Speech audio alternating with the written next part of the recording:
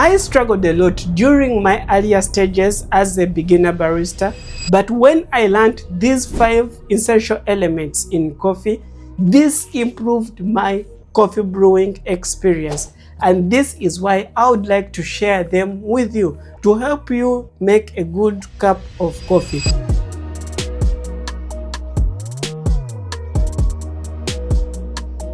Do you know the reason why your V60 coffees taste watery, sour, bitter, instead of tasting smooth, well-balanced, and flavorful?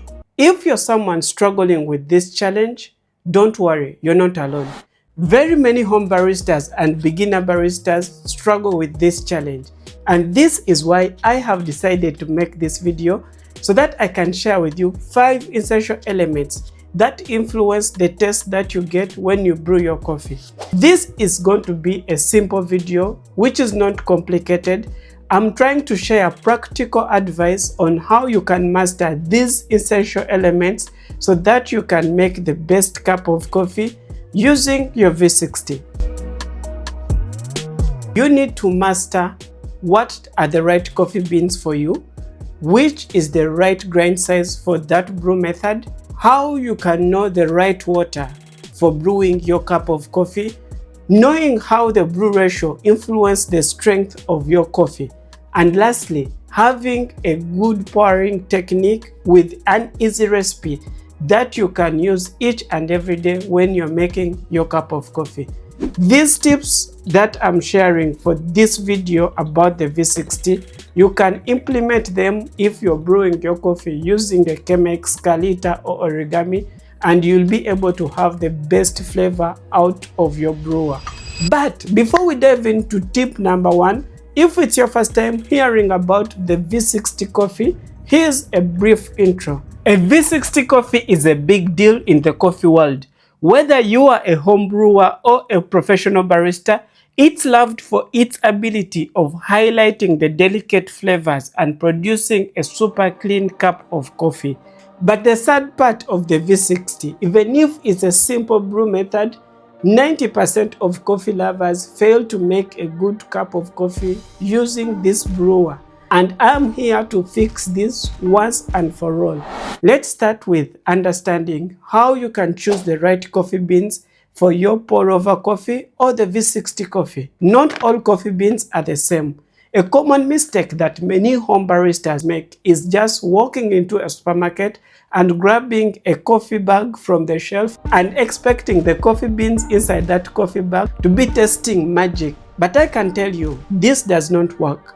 For you to know which coffee beans are good for you, the first step is to understanding what's your tasting preference about coffee. Do you love coffees that taste fruity and floral, or you love coffees that taste chocolatey and nutty? If you love fruity and floral, then I would recommend for you to try coffee beans from Africa, something like Kenya, Uganda, or Ethiopia. And if you love coffee which are smooth, chocolatey, and nutty, then I would recommend for you to try coffees from the Latin America, coffees from Brazil or Colombia. This would be a starting point for you as a beginner barista or as a home brewer. Make sure when you're buying your coffee, you buy it from a specialty coffee shop or a local roaster. Freshly roasted coffee beans will give you the best flavors and aroma. And also, don't feel shy when you're buying your coffee beans. Ask the barista for recommendation depending on your tasting preferences.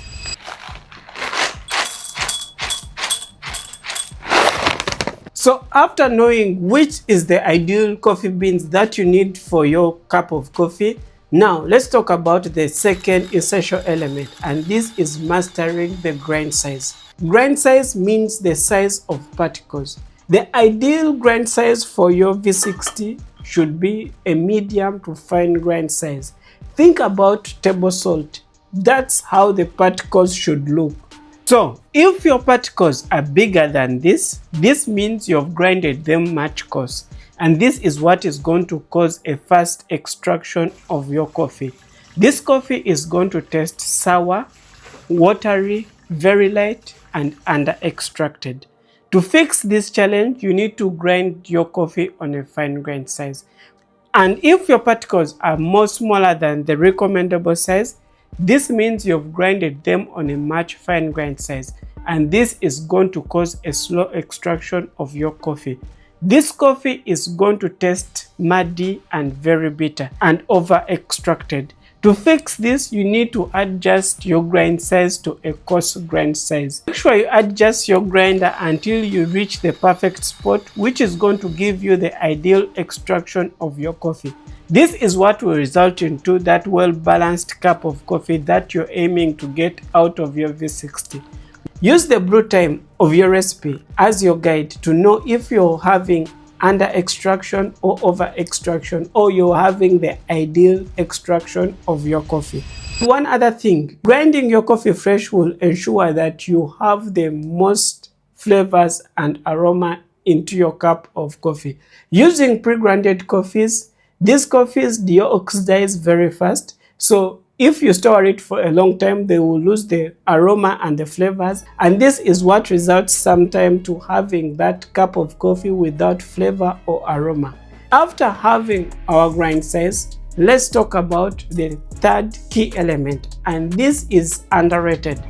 Let's talk about the water. 95% of your coffee is water. So the type of water that you use to brew your coffee should be with the right amount of minerals. I would recommend for you to stay away from tap water at all means, or any water which has taste or smell. This type of water will prevent you from extracting a clean cup of coffee. What you should look for when you're getting your water is to check on the content on the water. A quick way to know if you're having the right type of water, the water should have a pH which is around 6.5 to 7.5, and the TDS which should be around 75 to 270. These are the right minerals that are recommended by the Specialty Coffee Association to be in your water. This is what is going to allow you to extract the sweetness and the right flavors into your final cup of coffee. And after knowing what type of water that you need to brew your cup of coffee, let's talk about the fourth element, which determines the strength in your cup of coffee, and this is going to be the brew ratio. So the brew ratio helps you to know how much coffee that you need and how much water you need to add into that coffee for you to make a good, well-balanced cup of coffee. If you're making a pour-over coffee like a V60, the most basic brew ratio is going to be a 1:15. This simply means each 1 gram of coffee, you need 15 ml of water to brew it. For the V60 recipe that I am using, which I'm going to share later on in this video, I'm using 16 grams of coffee. So you get 16 grams, multiply it by 15, and you'll be able to get 240 ml of water. This is the total amount of water that you need to add in your 16 grams of coffee and make a good V60. But you can also adjust it depending on your taste preferences. If you want a much stronger cup of coffee, then you should reduce the brew ratio. Use a 1:14, and if you want a much lighter and a delicate cup of coffee, then you should increase your brew ratio. Try something like 1:16 or 1:17. Experiment with the different brew ratios by only multiplying the amount of coffee to the brew ratios and getting the total amount of water.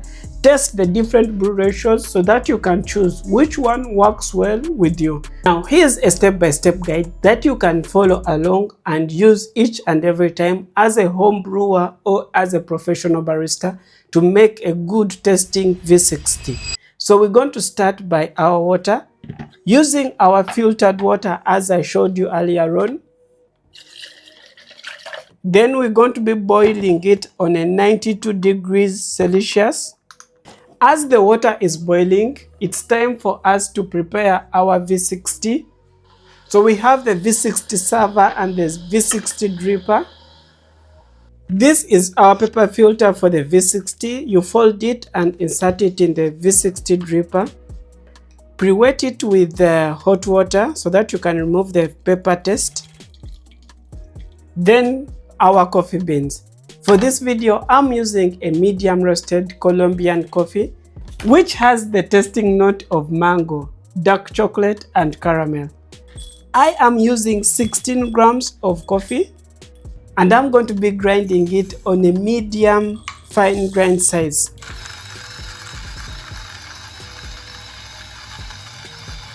We pour away the water that we've used to pre-wet the pepper filter, and now our coffee is done grinding. This is the size of our particles. Medium fine grind size. Particles should look like table salt. We pour it inside our dripper.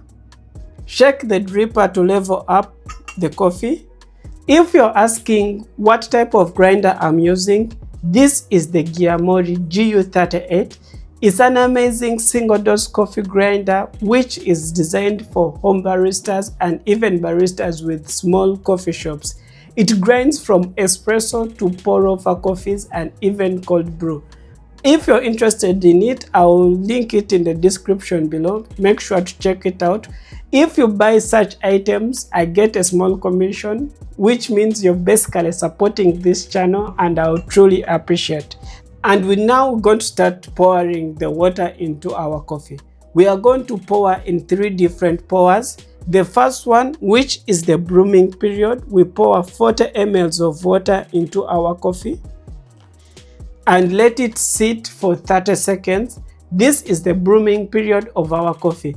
This means the coffee is releasing the gases that were injected in during the roasting period.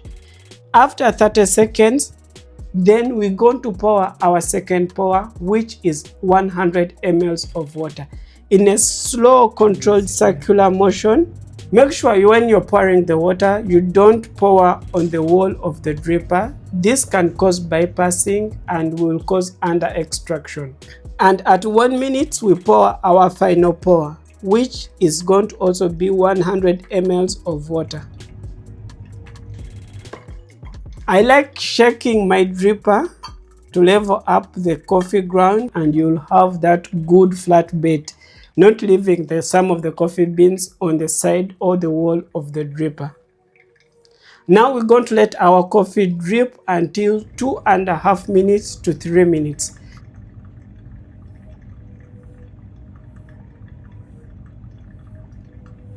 And on 2 minutes and 40 seconds, our V60 is done brewing. You can see it's only dripping. The water is finished from inside the dripper. Now it's time to enjoy our coffee. The reason why I swirl my coffee like this, to mix up each and everything so that you can have that uniform taste. Wow, this is what I'm talking about. This cup of coffee is smooth, well balanced. It's an amazing cup of coffee which you can enjoy, and if you master these 5 essential elements that I've shared in this video, within a short period of time, you will see a significant improvement in the taste of your coffee. But I would like to share with you my biggest secret, or something that opened up my eyes on the earlier stages of my life as a barista. This is what helped me fix most of the most common challenges that I encountered. If you want to make the best out of your coffee brew method, you should learn about coffee beans, and I would recommend for you to watch this video next for a full guide on knowing about the different factors in coffee beans. Don't forget to like this video, subscribe, and turn on the notification bell so that you don't miss any future videos, because each and every week I'm always posting a new video about barista training and coffee tips.